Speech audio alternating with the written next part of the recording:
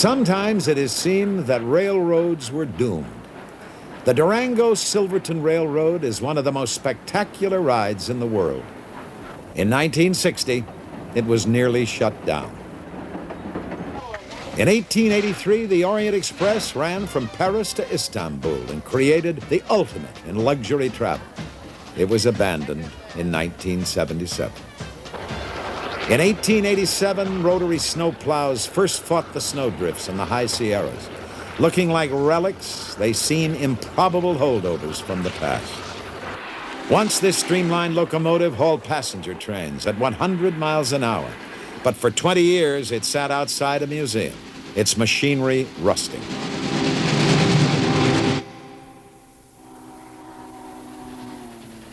Yet today, these trains still run the rails. Now they evoke a more remote past, when trains first bridged the continent, ferried recruits to war, provided celebrities with an opportunity to be seen and a chic way to travel, gave a mobile campaign platform to politicians, and offered a refuge for hobos.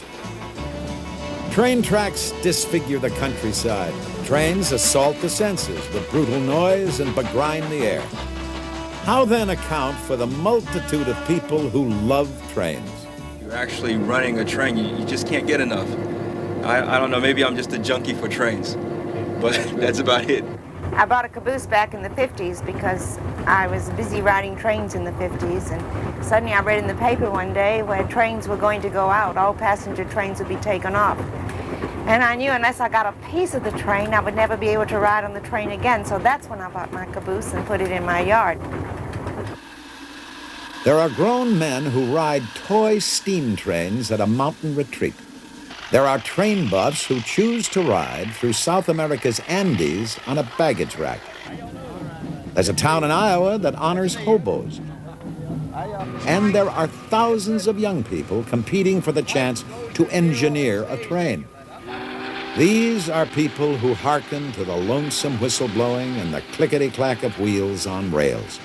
Theirs is a worldwide fraternity with no membership requirements beyond sharing in the love of trains.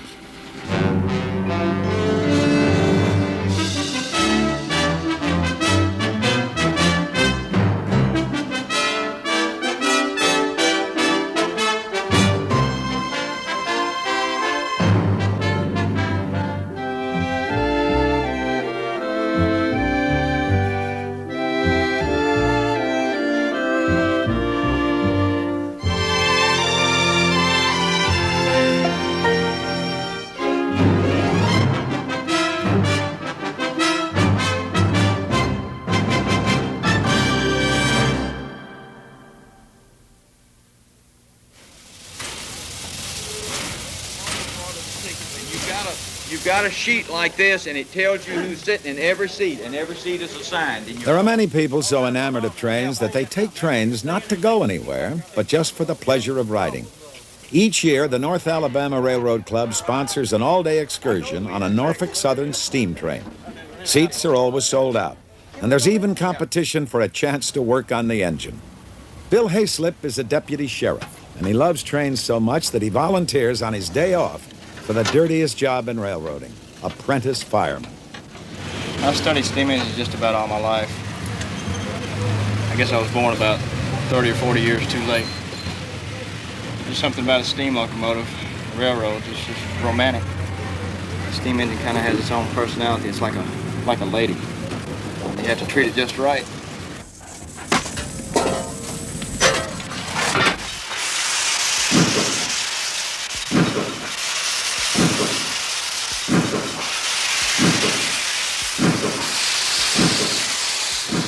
Steam engines evoke a special affection. Though inanimate objects of iron and steel, they seem to breathe with the fire of life. This day, the train will run to Chattanooga, Tennessee, evoking cherished memories of a popular song. Pardon me, boys, is that the Chattanooga choo-choo? Yes, sir. Track 29. Boy, you can give me a shine. Can you afford to board the Chattanooga choo-choo? I got my fare and just a trifle to spare. There's gonna be a certain party at the station, satin and lace, I used to call Funny Face. She's gonna cry until I tell her that I'll never roam. So Chattanooga choo-choo, won't you choo-choo me home? Take me home. I've often wondered if I was maybe one of those few people that had trains in my blood or something, you know. Some people have alcohol, I have trains. And I spend all day in Birmingham just to see the 2 trains go through town. My wife thinks that's crazy, but you know, it's a thrill for me.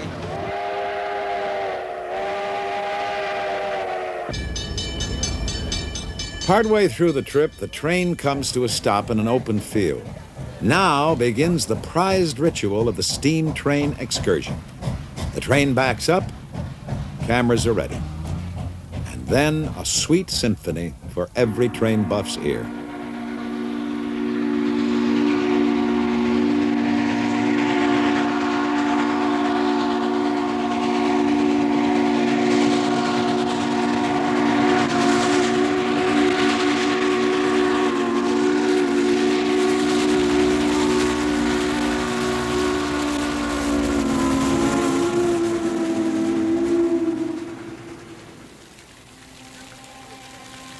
The train station in Chattanooga has been transformed into an entertainment center. When the train returns to Huntsville, Dr. and Mrs. Loney Lindsay stay on in Chattanooga for dinner in a refurbished diner. They remember another train trip long ago. We got on the train in Tuscumbia, Alabama, and we went to Chattanooga. Went up to the courthouse, we got married. And that was 55 years ago, and we've had a very lovely marriage so far. And here 55 years later, we do that same stunt over again. The most popular rooms at the Choo Choo Hilton Hotel are old train cars, a nostalgic setting for recapturing fond memories.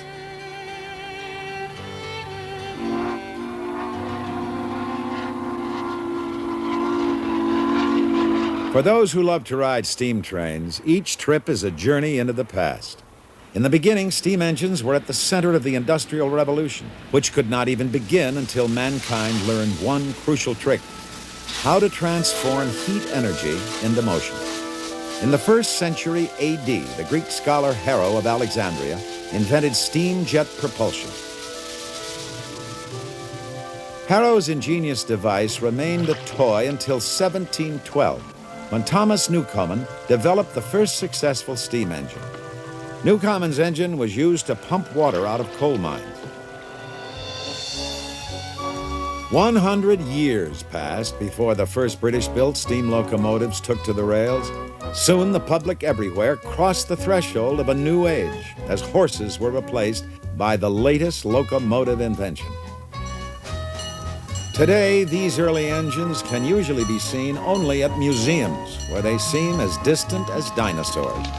The John Bull is the oldest operable steam engine in the world. To mark the 150th anniversary of its first American trial, the Smithsonian Institution brought it out for a run along the Chesapeake and Ohio Canal. People who loved trains dressed up for the occasion and gathered from miles around.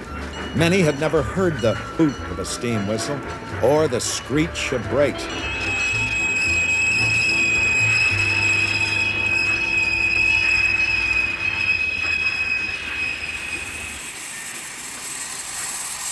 Nostalgia for those seemingly innocent days of American history is very much alive today.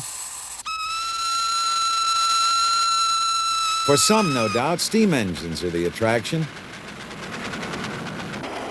For others, perhaps, it is the appeal of travel. Or could it be that so many share the romantic notion of growing up to be an engineer? These trains are called live steamers. Seymour Johnson loves trains so much that he donated land and equipment for a miniature railroad at his home in Montecito, California. I think in my case, in the case of a lot of people, you kind of grew up with them as toys, and these are pretty big toys, but I started building this particular engine in 1947, and I completed it in 1951, and that's why I have the numbers on the side, 4751, to remind me of the time.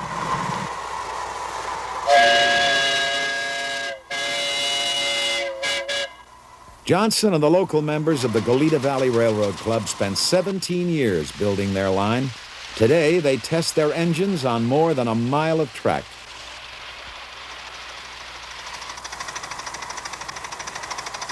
There's something nostalgic about steam engines now, of course, but the thing is, a steam locomotive is live. The engine talks to you when you're running it.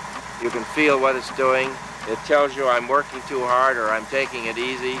You can hear it in the stack. You can hear it in the sound of the blower and the sound of the fire. They got steam engines that are over 100 years old that continue to run. Once a year, Johnson and the club host a 3-day meet that attracts model owners from all over the country. Each engine is custom built, representing thousands of hours of meticulous machining. And as in real life, the engineers discover that steam engines can be cantankerous beasts, capable of fighting back.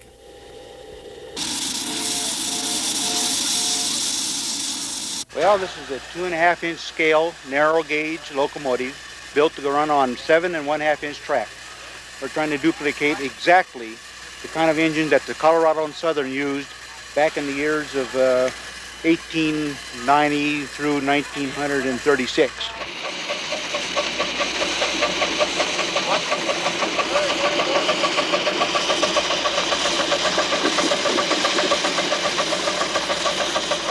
Hey, John, you want to push the daylight cars into the sidings? The most popular daily event is the grand tour of the line for families and friends. 3 engines are coupled. Together, they are pulling 6 tons of engines, cars, and passengers. We now have 14 cars. Mostly they're freight car type because people are way out of scale. This train is 1/8 full size, but people aren't. So if you put them in a passenger car, you can't put a roof on. But if you put them in a freight car, the sky's the limit. Many of those who build and enjoy riding live steamers can still recall the old days when steam engines ruled the rails. The halcyon days of steam and rail began after World War I. The big boy of the 1940s was driven by 4 pistons that powered 16 drive wheels. It was the largest steam engine ever built and could pull a train 5 miles long.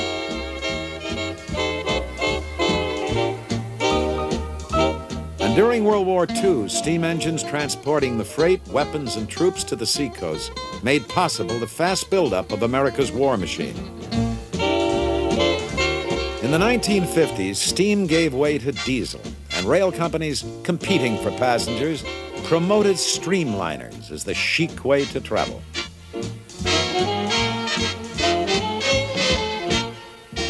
But late in the decade, passengers shifted to automobiles and airplanes for long-distance travel, and trucks took over much of the freight. The low point came in the 1970s. Congress rescued 6 bankrupt railroads by creating Conrail. Railroad lines were abandoned, and hundreds of stations closed for good.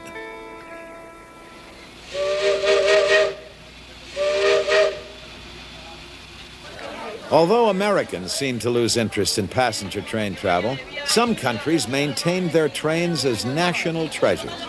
The narrow-gauge Guayaquil and Quito Railway in Ecuador plays a vital part in national life, and people here use the railroad like a party line. It even serves as a food market on wheels.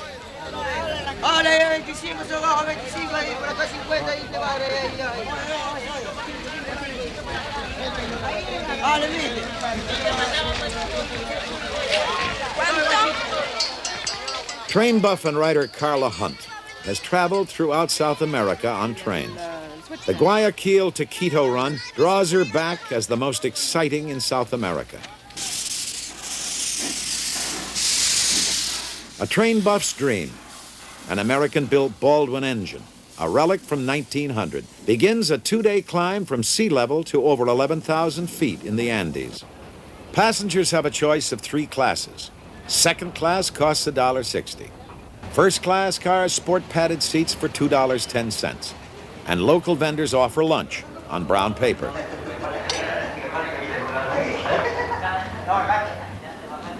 The affluent who ride deluxe get reserved seats and meal service. But some prefer the roof, where conductors seldom collect tickets. American engineers laid out the route in 1898. It took 10 years to cut the line from the sugarcane fields of the lowlands up over the Andes. When the train going up fails to meet the train coming down at the appointed siding, there's an unscheduled stop for a phone call to find out what happened to the other train. These trains, not only do they carry the people up and down, but they carry the mail. And every once in a while you see them with a medical prescription, a telex that might have come into Guayaquil but can't make it up between the two points. There's a telex facility at Riobamba, but between here and Riobamba there's absolutely nothing. The trains coming from Riobamba have problem in Huigra. One of the wheels of the machine was falling down off the track. And now we are going to this train to help the other train to ride to Huigra. Ah, fantastico. Derailments are common, but the speeds are slow and the accidents usually minor. As a bonus, amateur supervisors get a chance to see how, with a minimum of equipment, a derailed car can be coaxed back onto its track.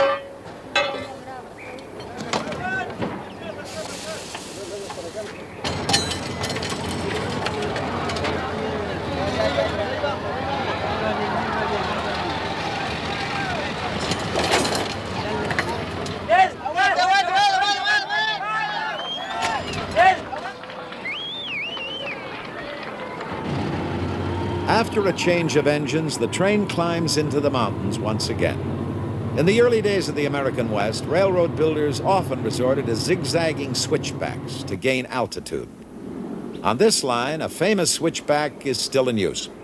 The train has proceeded as far as it can up the valley.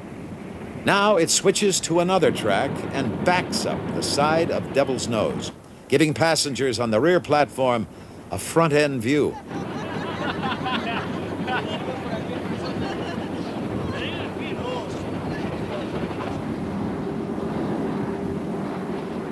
The train backs around the mountain, then switches again to climb higher.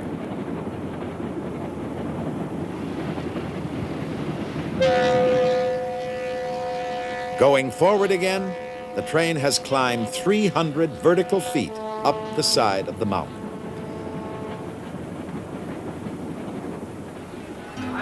At the end of the first day, the train stops at Riobamba. For Carla Hunt, a visit to the market is a fascinating feature of the trip. People come from miles around to sell and buy. You see things in this market you won't see anywhere else in Latin America. But more than anything else, I like to wander around and look at all those beautiful faces.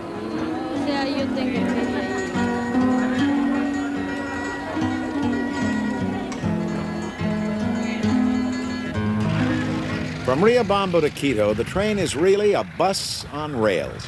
There are seats inside, but for hardy train buffs like Carla Hunt, there is a much more exciting vantage point.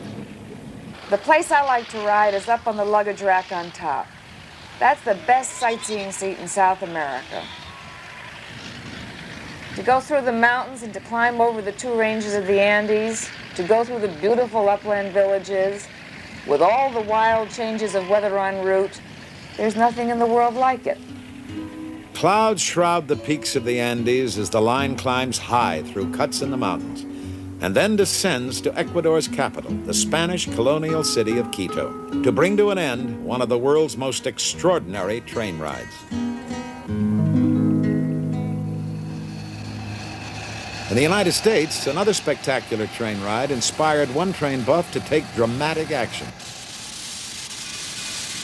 The line from Durango to Silverton, Colorado was threatened with abandonment in 1960. Charles Bradshaw Jr., a Florida citrus grower, rescued it in 1981. Like many a town in the Old West, Durango was created by a railroad. The Denver and Rio Grande chose the site, laid out the streets, and sold lots around the depot.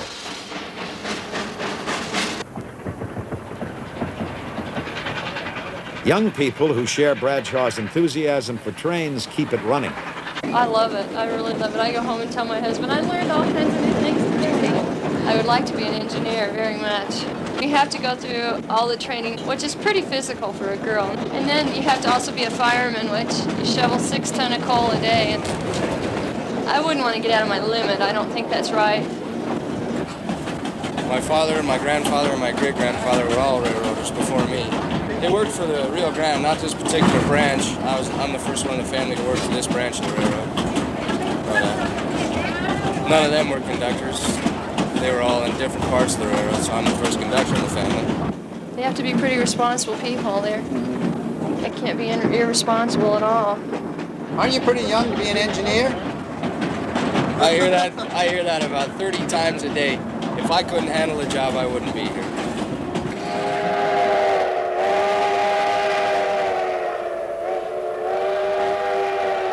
Silverton is only 45 miles from Durango, but to get there, the train must climb almost 3,000 feet. In the 1870s, huge discoveries of ore were made in the mountains surrounding Silverton. But there was no economical way to get the ore out. The railroad made the mines profitable. The ore is now removed by truck. The traffic has changed, but the town still prospers, mining tourist dollars.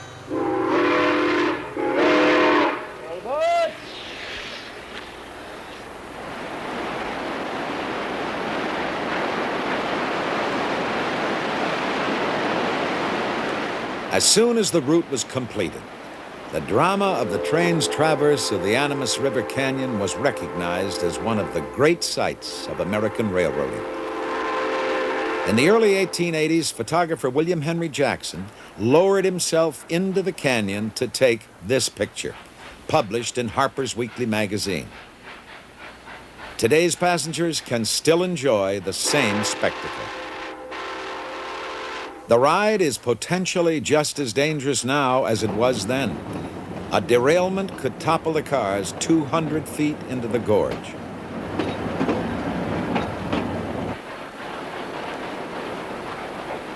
An extraordinary train run has been preserved because of the dedication of one man and the delight that more than 100,000 people a year take in supporting the line.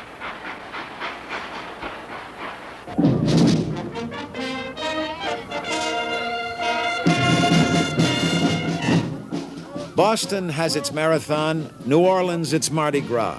Britt, Iowa honors hobos.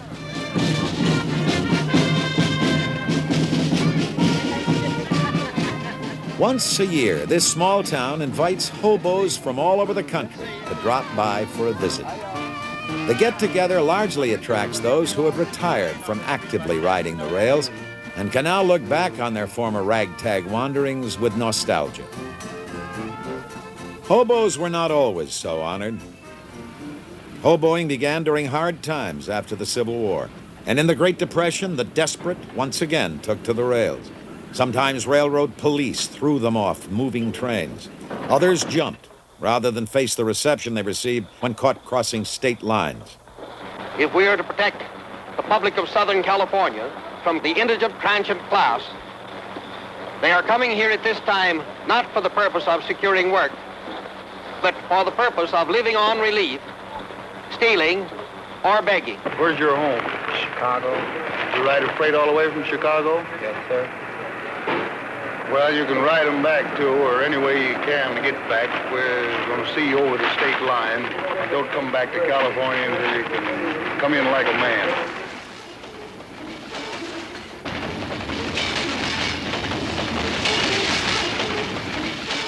Hobo camps are called jungles, and life in them has always been hard. But in Britt, Iowa, the jungle is a place to renew friendships and swap stories. 1978. Yes. Yeah. I remember you. Memory that bad? It was, and now wait a minute. Every year you get older, you have a special privilege. Every year you will get a little bit better at forgetting. Yes, I am there already. Hobos are known most often by their nicknames. Steam Train was first elected Hobo King in 1973. We got a young goat here, and it's gonna be some pretty tender eating when we get him all browned up here. Yes, sir. We have some of the best music and some of the best food you ever sit down to.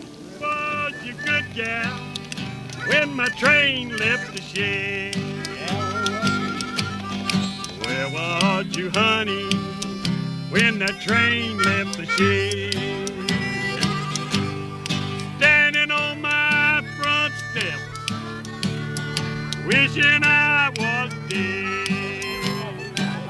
Time has reversed these hobos' roles. Once they were outcasts. Now, Brit youngsters look up to them as knights of the open road who seem to have lived in a mythological age. That's my name. That's your name? Well, this is mine.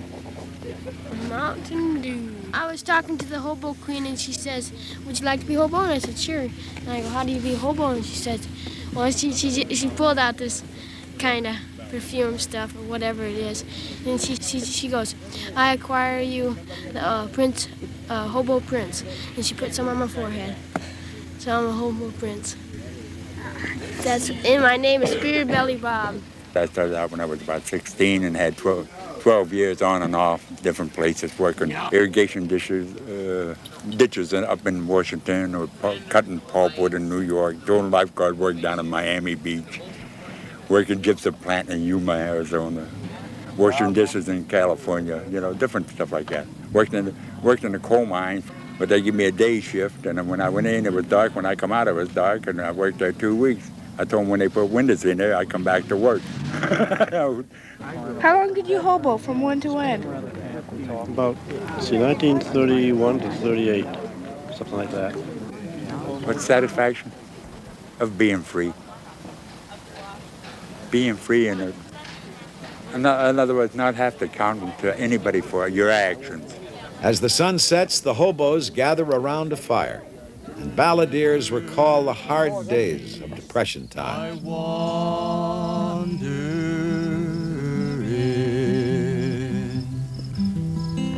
Ashes to ashes, dust unto dust.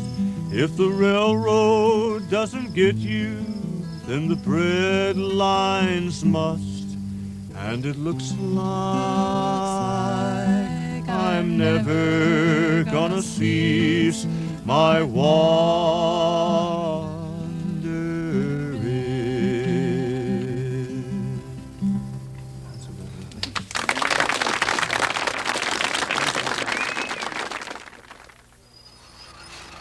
When most railroad buffs think of trains, they think of passenger trains.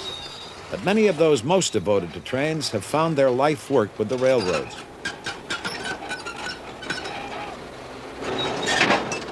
Whether they maintain the tracks or work on the trains themselves, the big business for them is freight, moving everything from coal to lettuce. And although much of the public thinks railroads are a dying industry, in fact, they are thriving. Deregulation has permitted them to abandon money-losing lines, and new techniques, like piggyback hauling of truck trailers and containers, attract new customers. The mass market shipping of fresh produce by rail enables farmers in California to sell lettuce to buyers 3,000 miles away. Lettuce harvesting has become an assembly line operation. Cutter, packer, sprayer, box closer. Today's lettuce that we've got is probably the best we've had in about a week and a half. It's 54 to 55 pounds, absolutely clean. Derek Dridavanis is sales manager of the Admiral Packing Company in Salinas. He sells lettuce by the carload to buyers all over the country. Just call us back with that order, will you? You know, the one you got in your back pocket. A refrigerator car holds 30,000 heads of lettuce. This one is bound east for New York City. The morning after the lettuce is picked, the Admiral lettuce car has been joined to a 50-car train called the Salad Bowl Express. 5 Southern Pacific engines are needed to pull the train over a 7,000-foot high pass in the Sierra Nevada mountains.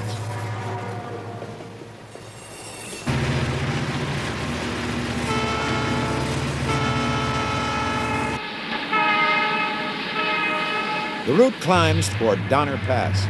On average, 35 feet of snow fall here each winter, and avalanches have obstructed travelers as long as the pass has been used. In November 1846, blizzards trapped the emigrant Donner Party here. 35 died of starvation and exposure. Some survivors resorted to cannibalism. In the spring of 1982, 10 feet of snow fell in 12 days in the high Sierras. Southern Pacific stopped all trains across Donner Pass. Diverting traffic cost $100,000 a day. Snow fighters tried to keep the lines open with spreaders, snowplows that pushed the huge drifts to the side.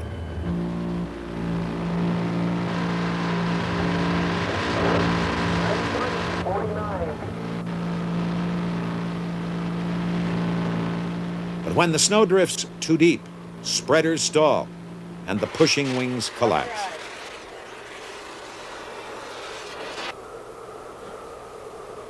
The nerve center of the railroad's fight is a community of houses and offices connected by tunnels, so buried in snow that it is called Mole Town. Here, 100 men and women work day and night. SP Norton operator. Everything's in the clear of the number 2. How about rotary? Rotary's in the clear of the number 2. Okay, bring it. Management calls for its ultimate snow fighting machine, rotary plows that can dig through almost any accumulation of snow. That light engine's being held right now. The rotary is going on down to the other end of the site.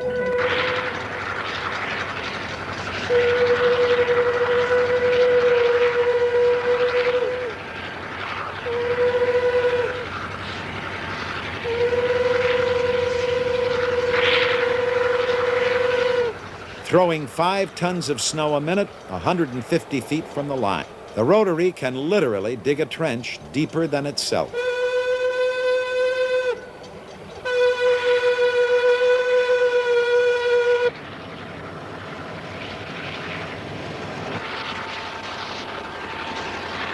As one rotary chews toward the top of the pass from the west, another struggles up from the east.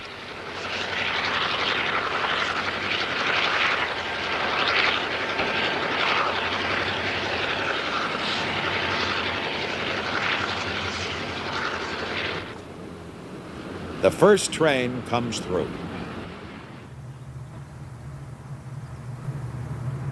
Beyond the Sierras, the Salad Bowl Express drops into the desert, and a new crew takes over. On the long, straight runs, there's time for shared stories and for trainmen to enjoy the camaraderie, which is part of the attraction they feel for their work. I don't think it's dawned on me yet that I've had a kid. Still in shock from it. Went in Sunday night, had it Monday morning. Last couple days been pretty busy for me. I was lucky. Generally, the railroad doesn't allow you to be in town. They keep you away from home quite often. So I was pretty lucky to be home when it happened. In 1950, I was on a high-speed perishable train, and a passenger train came out of a side track in front of us. We hit him head-on about 52 miles an hour. The engineer on the other train was killed. I'm very lucky to be here. Ain't that scared me?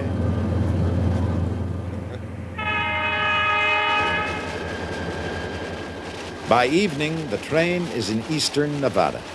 The next morning, now with a Union Pacific engine and crew, the Salad Bowl Express climbs toward the Continental Divide. Around a curve, Castle Rock, a well-known American landmark, comes into view. The famous photographer A.J. Russell captured this same scene when the Transcontinental Railroad was nearing completion. In 1867, it took 3 months to cross by wagon from the railheads on the Missouri River to the Pacific coast. The new rail line cut that time to less than a week. Irish immigrants living in railroad car dormitories built west. Chinese coolies built east. It was the most dramatic engineering accomplishment of the century. Gorges were spanned, mountains cut through or tunneled under. An army of workers fought summer heat and winter snow at a cost of uncounted lives. There were no movie cameras to record the great undertaking, but once movies were invented, filmmakers recreated the drama in classic film. John Ford's The Iron Horse and Cecil B. DeMille's Union Pacific. Crossing the mountains, the deserts and plains, fighting the heat, the cold and the rain. Summer to autumn, winter to spring. Bring 'em up, lay 'em down, make the hammers ring. Building a new road under the wheel, bind up the earth in iron and steel. Working east, working west, we're building our way on bad food, hard liquor, and $1 a day. It was a day of national celebration when the two lines met at Promontory, Utah. A.J. Russell recorded the scene in what is perhaps the most famous photograph in American history. And in 1924, when John Ford recreated the scene for his film, he based the action on the photograph, complete with a still photographer to pose the crowd.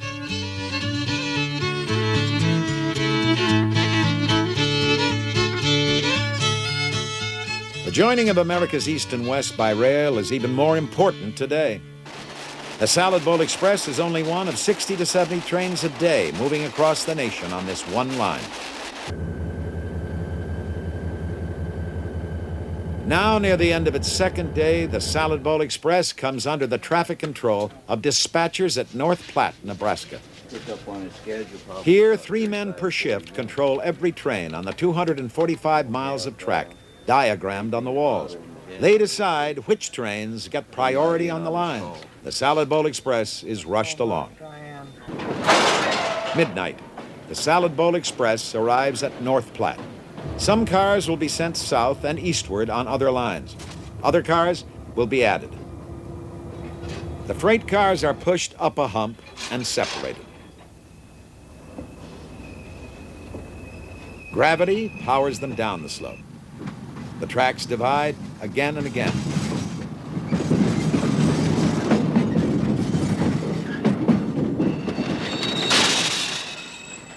Automatic sensors weigh the cars, and retarders brake them. There are 221 miles of track in the yard, and as many as 5,000 freight cars at a time.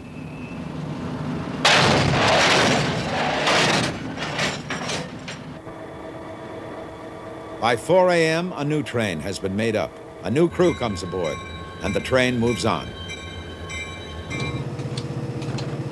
In the afternoon, the train crosses the Missouri River. Operated now by Chicago and Northwestern Railroad, it traverses the rich farmlands of Iowa.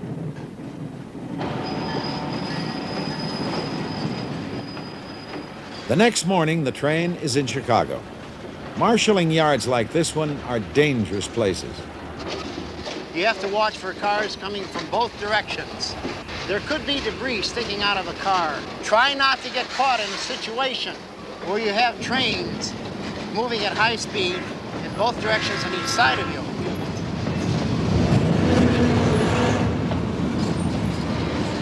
If you do have a tendency to feel dizzy, lay down on the ground. You could reel under the car. Despite railroad emphasis on safety, there is an average of 15 deaths and 6,700 injuries to American rail yard workers each year.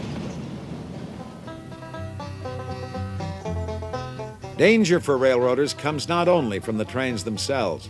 In the early days, desperados like Jesse James, Butch Cassidy, and the Sundance Kid held up trains in the lonely plains and mountains of the West. Today, trains are most often attacked as they pass through depressed areas in big cities. We had one conductor, they got in with a gun and robbed him at Park Manor. And it's just a few things that we go through out here. Everybody thinks we got such a swell job. We have our ups and downs too. And this is our most dangerous spot of the trip. They put different articles in the tracks to derail us. They put old tires so they'll break the air hoses in two. They'll throw beer bottles, anything they can get their hands on. We've been shot at. They shot at me 5 times through the caboose windows. I got pictures of the hole. It was either a 38 or a 45 because it put big holes in the plexiglass. Sometimes they do it to rob the train. They break us in two to rob us so they can take things off of it. And on the cabooses they have this plastic glass. Yeah, I know all about it. He's gonna throw. No, he's not either. Oh, we go through this every day. It's nothing new to us. The many dedicated men and women who are drawn to railroad work also live with the danger that goes with the job. The Salad Bowl Express rolls through the heartland of the industrial Middle West.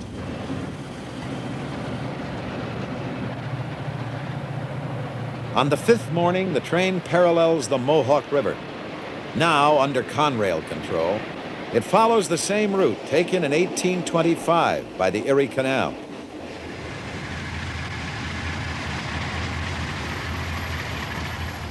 Early on the 6th morning, the Salad Bowl Express arrives at its destination in the Bronx.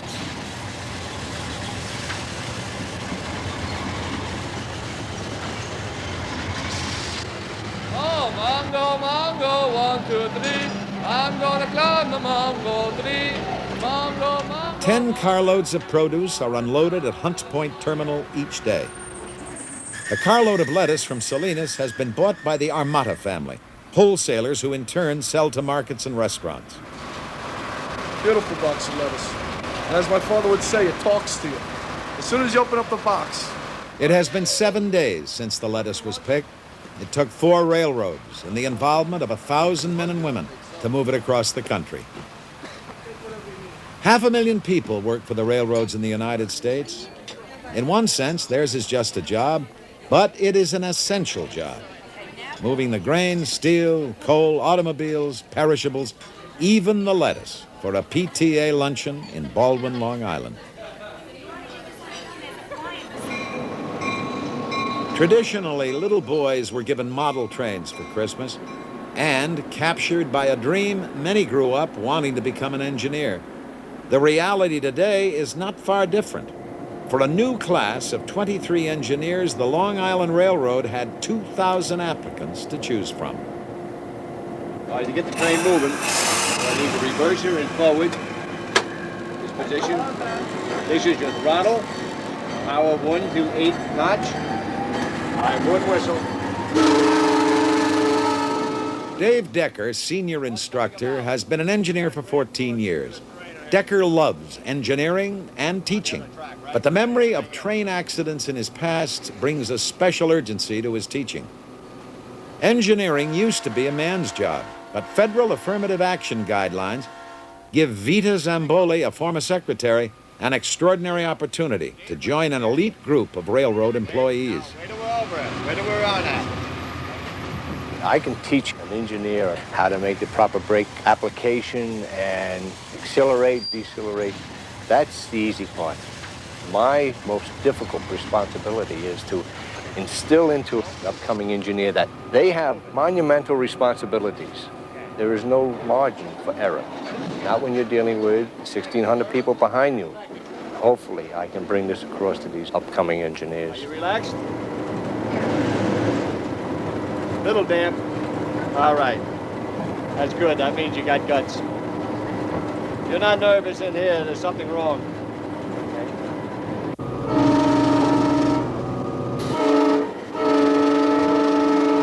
How do you feel? Think you're coming in strong? As she brings the train into a station, Vita must learn the right timing, how strongly to apply the brakes so as not to stop too soon or overrun the station. Okay. Now what you want to do is just bail off the last second. No, not this. Go ahead, bail it off. All right. Super. So you want that feel of this thing charging into the station, and making your initial application and then your final application. You ever run a train before? Huh? Never? You did a heck of a job. What do you think? What do you feel? Feel that this It is was going to be your, exciting. it's It going to was be your very- occupation or what? Yes. Yes? I'm sure it's going to take a while, but I will get the feeling of bringing a train in. But there are going to be times in your career when you're going to run across a grade crossing accident. But traveling along at 65, a car comes around the gate or through the gates. It's not a thing you can do. You hope you give pre-warning or a warning whistle and the warning bell before you get to that crossing, or ample. You'll search your soul to know whether you did it or not. It's not just the glory of running over the road and say, I always wanted to be an engineer. Now I have that, is that you have to take that responsibility. If her engineering career follows the norm, Vita will face 500,000 road crossings in the next 25 years. If she is never involved in an accident, passengers who ride her trains will have no reason to learn her name.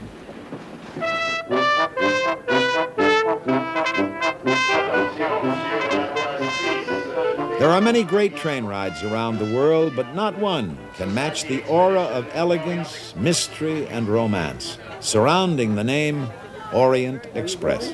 It ran for almost a century until its demise in 1977. Now, two men have revived the historic run to Istanbul.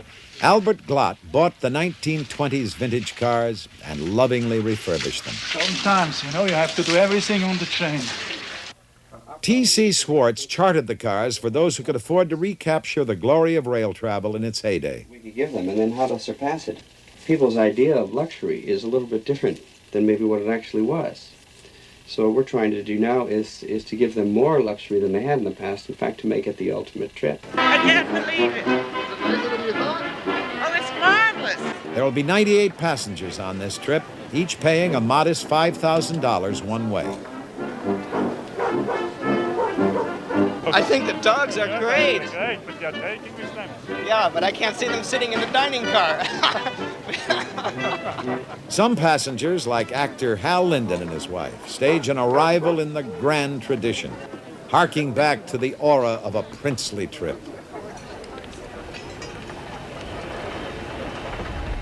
Original inlaid wood decorations and Lalique molded glass reliefs still decorate the cars. Names of the countries the Orient Express passes through, Austria, Hungary, Romania, Bulgaria, ring with romance. Memories of mysteries like Murder on the Orient Express surround the passengers with an atmosphere of champagne and dreams. Well, my name is Otto, and I'm supposed to play the piano all the way to Istanbul.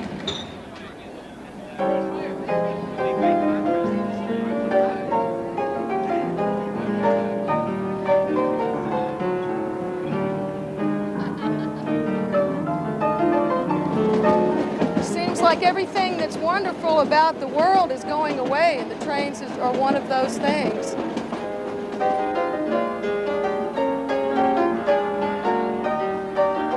Kim Vosper and Kyle Collins advanced the date of their wedding so they could make this their first trip together as a married couple.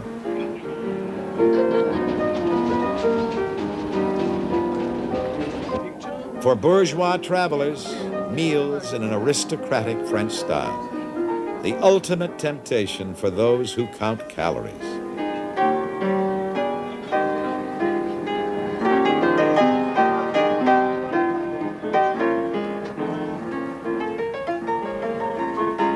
I remember as a child, we used to put people on the train in New Iberia, and I was never sad because they were leaving. I was always sad because I wasn't leaving too, that I wasn't standing on that back platform waving goodbye. I think I was 6 or 7 when I took my first train ride. From that time on, I think I fell in love with trains. And when I heard that you could spend 4.5 days on a train, that sold me on this trip. The train cruises Europe like an ocean liner. Gypsies play, as they did on the first run of the Orient Express. In the evenings, there are gala 7-course dinners. And occasionally, the train waits as passengers are bused to the entertainment. A champagne tasting at the 150-year-old cave of Mum's Winery in France. And just as on its maiden voyage, there is a festive reception in Budapest.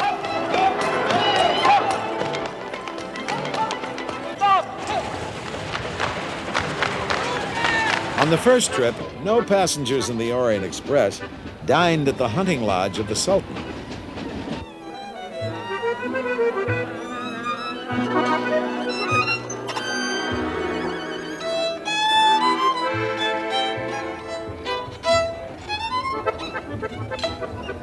It is an express journey to the sun. But the high point for many comes in Vienna, where the Vienna Boys Choir is only part of the entertainment.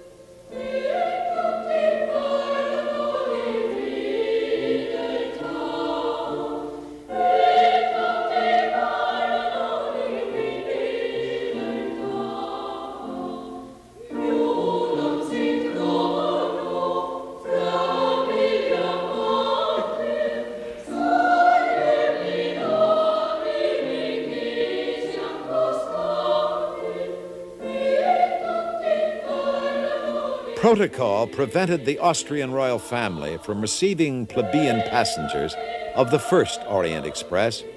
Now the Pallavicini Palace is theirs for the evening.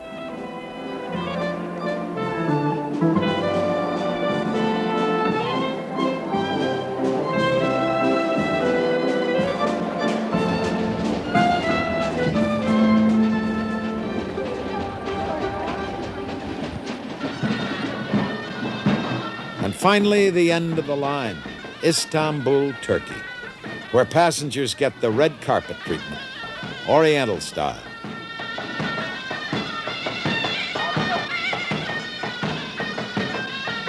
For the 98 passengers of the Orient Express, the trip will remain an extraordinary adventure into the romance of rails. But the Orient Express has no monopoly on beauty. There are grand adventures for everyone in a rediscovery of travel by train. Amtrak's Crescent, with newly rebuilt equipment, races like a speeding ship across Lake Pontchartrain in Louisiana. The Great Plains offer the same sweeping vistas that challenged the pioneers so long ago. There are majestic views of the Rockies on the Canadian transcontinental route.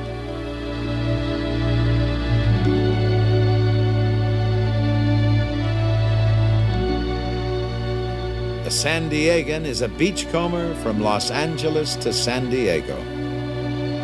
In the future, new trains traveling 160 miles an hour are planned for the run between Los Angeles and San Diego. And that is only the beginning. Extraordinary experimental trains may someday revolutionize land travel. For those who love trains, whether as engineer, hobo, or passenger, there's an appreciation due for the songwriter's line, "It's got to be the going and not the getting there that's good."